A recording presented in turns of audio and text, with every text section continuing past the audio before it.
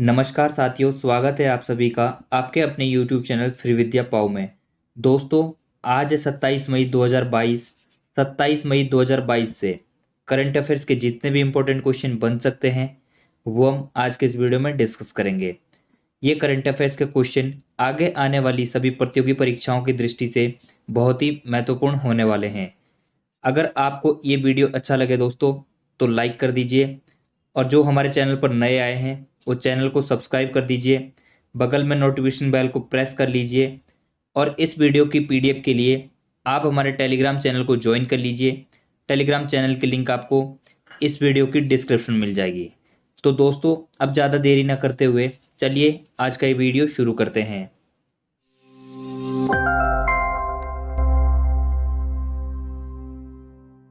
आज का सबसे पहला क्वेश्चन है हमारा, मई 2022 में किस राज्य ने अगले 5 वर्षों के लिए इलेक्ट्रिक वाहन नीति को अपनाया है?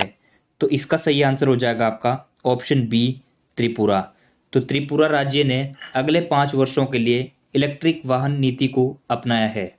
दोस्तों, यहाँ पर बात हुई है त्रिपुरा की, तो आइए त्रिपुरा के बारे में जानते हैं। त्रिपुरा की स्थापना हुई थी 1 नवंबर 1972 को। राजधानी अगरतला, जिले 8, गवर्नर सत्यदेव नारायण आर्य, सीएम माणिक साहा, साक्षरता दर 87.75%, क्षेत्रफल 10,491 वर्ग किलोमीटर। ये 27वां राज्य है क्षेत्रफल के मामले में। पड़ोसी राज्यों में असम और मिजोरम है। प्रमुख नदियां खोवली, मन्नू, डोलोई, जूटी, गोमती, फैनी, मुहरी और हरोआ है। प्रमुख त्योहार में मकर संक्रांति, होली, आशोष्टमी, रास, गरिया और धामेल हैं। प्रमुख लोक नृत्य में गरिया नृत्य, लोबांग बोमानी नृत्य, भोजगिरी नृत्य, बीजू और नृत्य हैं। प्रमुख पर्यटन स्थल में नीर महल, सिपाही कांह, मातावाड़ी, कमल सागर और ऊनाकोटी यहाँ के प्रमुख पर्यटन स्थल हैं। सीएम माणिक साहा की अध्यक्षता में त्रिपुरा के नए मंत्रिमंडल ने एक इलेक्ट्रिक वाहन नीति तैयार करने के प्रस्ताव को मंजूरी दे दी है। नीति के तहत प्रदेश में 10% पंजीकृत वाहनों को इलेक्ट्रिक वाहनों में बदलने का प्रयास किया जाएगा। अगर इसे लागू किया जाता है तो त्रिपुरा इलेक्ट्रिक वाहन नीति अपनाने वाला देश का 15वां और पूर्वोत्तर का तीसरा राज्य बन जाएगा। अगला क्वेश्चन हमारा, किसने कॉम्बैट एविएटर के रूप में आर्मी एविएशन कॉर्प्स में शामिल होने वाली पहली महिला अधिकारी बनकर इतिहास रच दिया है? तो इसका सही आंसर हो जाएगा आपका ऑप्शन डी, अभिलाषा बराक। अभिलाषा बराक ने कॉम्बैट एविएटर के रूप में आर्मी एविएशन कॉर्प्स में शामिल होने वाली पहली महिला अधिकारी बनकर इतिहास रचा है। कैप्टन अभिलाषा बराक ने कॉम्बैट एविएटर के रूप में आर्मी एविएशन कॉर्प्स में शामिल होने वाली पहली महिला अधिकारी बनकर इतिहास रच दिया है। कैप्टन बराक की उपलब्धि को भारतीय सेना उड्डयन के इतिहास में गोल्डन लेटर डे के रूप में वर्णित किया है। नासिक में combat army aviation training school में आयोजित एक समारोह के दौरान उन्हें 36 अन्य सेना पायलटों के साथ प्रतिष्ठित विंग से सम्मानित किया गया है। अगला क्वेश्चन हमारा, किस बैंक ने अपने डिजिटल बैंकिंग प्लेटफॉर्म पर वेतनभोगी ग्राहकों के लिए व्यक्तिगत ऋण उत्पाद एक्सप्रेस क्रेडिट लॉन्च किया है? तो इसका सही आंसर हो जाएगा आपका ऑप्शन डी, भारतीय स्टेट बैंक। तो भारतीय स्टेट बैंक ने अपने डिजिटल बैंकिंग प्लेटफॉर्म पर वेतनभोगी ग्राहकों के लिए व्यक्तिगत ऋण उत्पाद एक्सप्रेस क्रेडिट लॉन्च किया है। यहाँ पर बात दोस्तों भारतीय स्टेट बैंक की हुई है। तो इसकी स्थापना हुई 1 जुलाई 1955 को। हेडक्वार्टर मुंबई महाराष्ट्र में। चेयरमैन दिनेश कुमार खारा। भारतीय स्टेट बैंक एसबीआई ने अपने योनो डिजिटल बैंकिंग प्लेटफॉर्म पर वेतनभोगी ग्राहकों के लिए व्यक्तिगत ऋण उत्पाद एक्सप्रेस क्रेडिट लॉन्च किया है। पात्र ग्राहक अब बिना किसी कागजी कार्रवाई के योनो के माध्यम से 35 लाख तक के व्यक्तिगत ऋण का लाभ उठा सकेंगे। रियल टाइम एक्सप्रेस क्रेडिट के तहत एसबीआई के केंद्र और राज्य सरकार और रक्षा वेतनभोगी ग्राहकों को अब व्यक्तिगत ऋण लेने के लिए शाखा में जाने की आवश्यकता नहीं होगी। क्रेडिट जांच, पात्रता, मंजूरी और दस्तावेज अब वास्तविक समय में डिजिटल रूप से किए जाएंगे। अगला क्वेश्चन हमारा, किस मंत्रालय ने साक्ष्य आधारित जैव प्रौद्योगिकी हस्तक्षेप के लिए जीव प्रौद्योगिकी विभाग के साथ एक समझौता ज्ञापन पर हस्ताक्षर किए हैं? तो इसका सही आंसर हो जाएगा आपका ऑप्शन डी, आयुष मंत्रालय। आयुष मंत्रालय ने साक्ष्य आधारित जैव प्रौद्योगिकी हस्तक्षेप के लिए जैव प्रौद्योगिकी विभाग के साथ एक समझौता ज्ञापन पर हस्ताक्षर किए हैं। 25 मई 2022 को आयुष मंत्रालय और जैव प्रौद्योगिकी विभाग भारत सरकार के बीच एक समझौता ज्ञापन पर हस्ताक्षर किए गए हैं। यह समझौता ज्ञापन आयुष क्षेत्र में साक्ष्य आधारित जैव प्रौद्योगिकी हस्तक्षेप के लिए अंतर मंत्रालयी सहयोग की सुविधा प्रदान करेगा। आयुष मंत्रालय भारत में स्वदेशी और वैकल्पिक चिकित्सा प्रणालियों के अनुसंधान के विकास के लिए जिम्मेदार है। अगला क्वेश्चन हमारा, भारतीय पैरा बैडमिंटन टीम ने पहली बहरीन पैरा बैडमिंटन अंतर्राष्ट्रीय चैंपियनशिप में कितने पदक जीते हैं? तो इसका सही आंसर हो जाएगा आपका ऑप्शन सी, 23 पदक। दोस्तों, भारतीय पैरा बैडमिंटन टीम ने पहली बहरीन पैरा बैडमिंटन अंतर्राष्ट्रीय चैंपियनशिप में 23 पदक जीते हैं, जिसमें 7 गोल्ड और 3 सिल्वर और 18 ब्रॉन्ज हैं। मनामा में पहली बहरीन पैरा बैडमिंटन अंतर्राष्ट्रीय चैंपियनशिप में भारतीय पैरा बैडमिंटन टीम ने 23 पदक, 7 स्वर्ण, 3 रजत और 13 कांस्य पदक के साथ संपन्न हुई। होनहार युगल शटलर मनीषा रामदास अपने दोहरे स्वर्ण पदक के प्रदर्शन से सुर्खियों में आ गई। शीर्ष पैरा शटलर प्रमोद भगत और तरुण ढिल्लोन ने भी 2-2 स्वर्ण पदक जीते। अगला क्वेश्चन हमारा, किस राज्य सरकार ने सार्वजनिक शिकायतों के समाधान के लिए संभव systematic administration mechanism for bringing happiness and value portal launch किया है? तो इसका सही आंसर हो जाएगा आपका ऑप्शन डी, उत्तर प्रदेश। तो उत्तर प्रदेश राज्य सरकार ने सार्वजनिक शिकायतों के समाधान के लिए संभव systematic administration mechanism for bringing happiness and good value portal launch किया है। दोस्तों, यहाँ पर बात हुई है उत्तर प्रदेश की, तो आइए उत्तर प्रदेश के बारे में जानते हैं। तो उत्तर प्रदेश की स्थापना हुई थी 24 जनवरी 1950 को। राजधानी लखनऊ, सबसे बड़ा शहर लखनऊ, जिले 75, राज्यपाल आनंदीबेन पटेल, मुख्यमंत्री योगी आदित्यनाथ, उप मुख्यमंत्री केशव प्रसाद मौर्य, राज्यसभा सीटें 31, लोकसभा सीटें 80, साक्षरता दर 69.67%, लिंगानुपात 1000 पुरुषों पर 912 महिलाएं, क्षेत्रफल 2,40,928 वर्ग किलोमीटर और ये देश का चौथा राज्य है क्षेत्रफल के मामले में। पड़ोसी राज्यों में उत्तराखंड, हरियाणा, राजस्थान, मध्य प्रदेश, बिहार और झारखंड इसके पड़ोसी राज्य हैं। प्रमुख नदियों में रामगंगा, गोमती, गंगा, यमुना, गंडक, राप्ती, सरयू, शारदा और चंबल इसकी प्रमुख नदियां हैं। प्रमुख बांध में गोविंद बल्लभ पंत बांध, गोविंद सागर बांध, चंद्रप्रभा बांध, रामगंगा बांध और काठी बांध यहाँ के प्रमुख बांध हैं। उत्तर प्रदेश सरकार ने संभव systematic administration mechanism for bringing happiness and value portal launch किया है। संभव एक बहु मॉडल मंच है जिसे सार्वजनिक शिकायतों को तेजी से और प्रभावी ढंग से समाधान करने के लिए और सुशासन प्रदान करने के लिए लॉन्च किया गया है। अगला क्वेश्चन हमारा, मई 2022 में सह ब्रांडेड क्रेडिट कार्ड की नई श्रृंखला शुरू करने के लिए किस बैंक ने रिटेलियो के साथ भागीदारी की है? तो इसका सही आंसर हो जाएगा आपका option D, HDFC bank. HDFC bank ने सह ब्रांडेड क्रेडिट कार्ड की नई श्रृंखला शुरू करने के लिए रिटेलियो के साथ भागीदारी की है। दोस्तों, यहाँ पर बात हुई है एचडीएफसी बैंक की, तो इसकी स्थापना हुई थी अगस्त 1994 में। हेडक्वार्टर मुंबई में। चेयरमैन अटानु चक्रवर्ती, सीईओ शशिधर जगदीशन।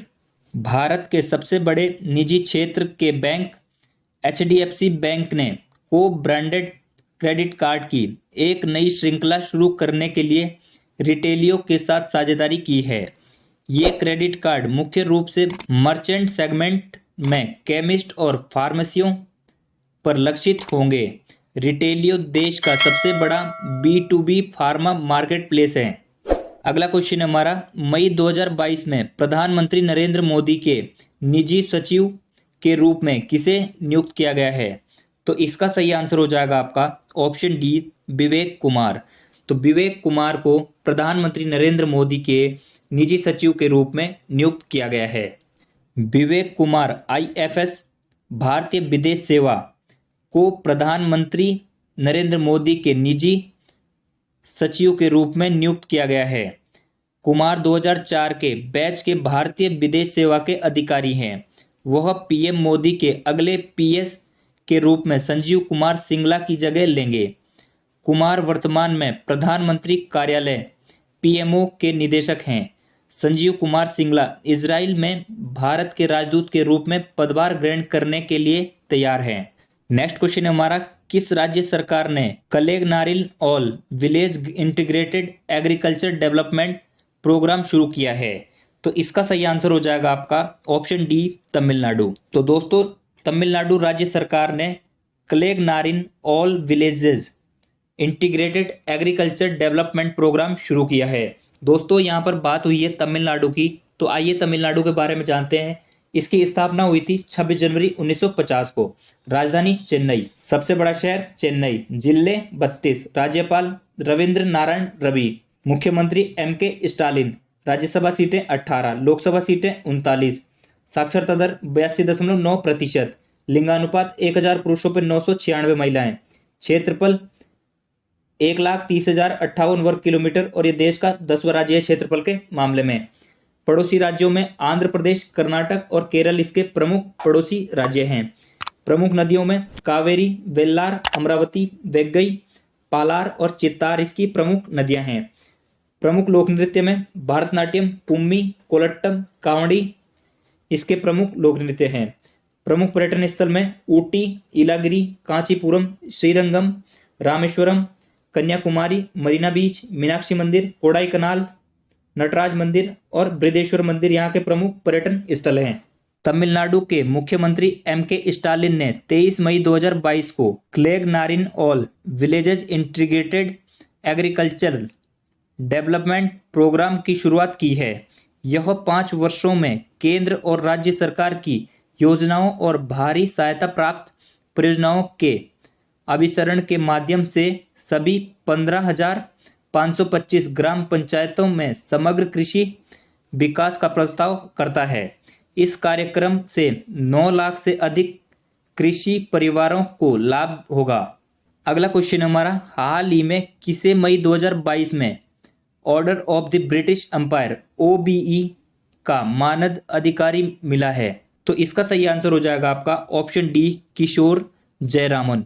तो किशोर जयरामन को मई 2022 में order of the British empire या दोस्तों OBE पुरस्कार से सम्मानित किया गया है। रोल्स रॉयस के लिए भारत और दक्षिण एशिया के राष्ट्रपति किशोर जयरामन को order of the British empire OBE का मानद अधिकारी मिला है।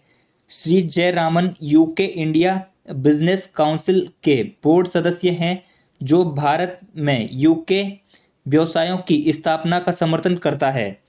OBE ब्रिटिश एम्पायर अवार्ड का एक देश है जो दूसरा सर्वोच्च ranking order of the British empire award है। नेक्स्ट क्वेश्चन हमारा, किसने कृषि विज्ञान और प्रौद्योगिकी की श्रेणी में वर्ष 2020 के लिए प्रतिष्ठित VASVI के विविध लक्ष्य औद्योगिक शोधन विकास केंद्र औद्योगिक अनुसंधान पुरस्कार जीता है? तो इसका सही आंसर हो जाएगा आपका option B, doctor A Gopal Krishnan. Doctor Gopal Krishnan कृषि विज्ञान और प्रौद्योगिकी की श्रेणी में वर्ष 2020 के लिए प्रतिष्ठित VASVI के विविध लक्ष्य औद्योगिक शोधन विकास केंद्र औद्योगिक अनुसंधान पुरस्कार जीता है। डॉक्टर A गोपाल कृष्णन ने कृषि विज्ञान और प्रौद्योगिकी की श्रेणी में वर्ष 2020 के प्रतिष्ठित विविध लक्ष्य औद्योगिक शोधन विकास केंद्र औद्योगिक अनुसंधान पुरस्कार जीता है। वह IACR केंद्रीय समुद्री मत्स्य अनुसंधान संगठन CMFRI के निदेशक हैं। इस पुरस्कार में 1.51 लाख रुपए का नगद पुरस्कार और प्रशस्ति पत्र दिया जाता है। नेक्स्ट क्वेश्चन है हमारा, भारतीय नौसेना ने मई 2022 में किस राज्य के सीकिंग 42B हेलीकॉप्टर से पहली स्वदेशी रूप से विकसित नौसैनिक एंटी शिप मिसाइल का सफल परीक्षण किया है? तो इसका सही आंसर हो जाएगा आपका ऑप्शन डी, उड़ीसा। तो उड़ीसा में भारतीय नौसेना ने मई 2022 में सीकिंग 42B हेलीकॉप्टर से पहली स्वदेशी रूप से विकसित नौसैनिक एंटी शिप मिसाइल का सफल परीक्षण किया है। दोस्तों यहाँ पर बात हुई है उड़ीसा की, तो आइए उड़ीसा के बारे में जानते हैं। तो उड़ीसा की स्थापना हुई थी 1 अप्रैल 1936 को। राजधानी भुवनेश्वर, सबसे बड़ा शहर भुवनेश्वर, जिले 30, गवर्नर गणेशी लाल, सीएम नवीन पटनायक, लोकसभा सीटें 21, राज्यसभा सीटें 10, साक्षरता दर 73.45%, लिंगानुपात 1000 पुरुषों पर 978 महिलाएं, क्षेत्रफल 1,55,707 वर्ग किलोमीटर और ये देश का 8वां राज्य है क्षेत्रफल के मामले में। पड़ोसी राज्यों में पश्चिम बंगाल, झारखंड, छत्तीसगढ़, आंध्र प्रदेश इसके पड़ोसी राज्य हैं। प्रमुख नदियों में ब्राह्मणी, वैतरणी और महानदी इसकी प्रमुख नदियां हैं। प्रमुख पर्यटन स्थल में जगन्नाथपुरी मंदिर, कोणार्क मंदिर, चिल्का झील, महेंद्रगिरी पर्वत, लिंगराज मंदिर, नंदकानन चिड़ियाघर, हीराकुंड बांध यहाँ के प्रमुख पर्यटन स्थल हैं। प्रमुख लोक नृत्य में उड़ीसी, मदारी, दंडानट, छाऊ, आपा और पाइका यहाँ के प्रमुख लोक नृत्य हैं। प्रमुख बांध में हीराकुंड बांध, जलकुंड बांध, इंद्रावती बांध, बल्ली मेला डैम, मंदिरा बांध और पटोरा बांध यहाँ के प्रमुख बांध है दोस्तों। प्रमुख राष्ट्रीय उद्यान में चिल्का वन्यजीव अभ्यारण्य, कोटगढ़ वन्यजीव अभ्यारण्य, हृदयगढ़ वन्यजीव अभ्यारण्य, नंदनकानन जूलॉजिकल पार्क, सिमलीपाल राष्ट्रीय उद्यान यहाँ के प्रमुख राष्ट्रीय उद्यान हैं। भारतीय नौसेना ने मई 2022 में कम उड़ान वाले लक्ष्य को भेदकर अपनी जहाज आधारित सरफेस टू एयर मिसाइल प्रणाली का सफलतापूर्वक परीक्षण किया है। इसने मई 2022 में उड़ीसा में सीकिंग 42B हेलीकॉप्टर से पहली स्वदेशी नौसैनिक एंटी शिप मिसाइल का सफलतापूर्वक परीक्षण भी किया है। इससे पहले ब्रह्मोस सुपरसोनिक क्रूज मिसाइल के जहाजरोधी संस्करण का भी सफलतापूर्वक परीक्षण किया था। अगला क्वेश्चन हमारा, स्वच्छ गंगा के लिए राष्ट्रीय मिशन NMCG ने हाइब्रिड वार्षिकी मोड के तहत किस राज्य में महेशतला के लिए सीवेज बुनियादी ढांचे के विकास के लिए 2 चतुर्भुज समझौतों पर हस्ताक्षर किए हैं? तो इसका सही आंसर हो जाएगा आपका ऑप्शन डी, उत्तर प्रदेश। तो उत्तर प्रदेश राज्य में महेशतला के लिए सीवेज बुनियादी ढांचे के विकास के लिए 2 चतुर्भुजों पर समझौते किए हैं। स्वच्छ गंगा के लिए राष्ट्रीय मिशन NMCG ने हाइब्रिड वार्षिकी मोड के तहत पश्चिम बंगाल में महेशतला के लिए सीवेज बुनियादी ढांचे के विकास के लिए 2 चतुर्भुज समझौतों पर हस्ताक्षर किए। इसकी कुल लागत 273.52 करोड़ रुपए होगी।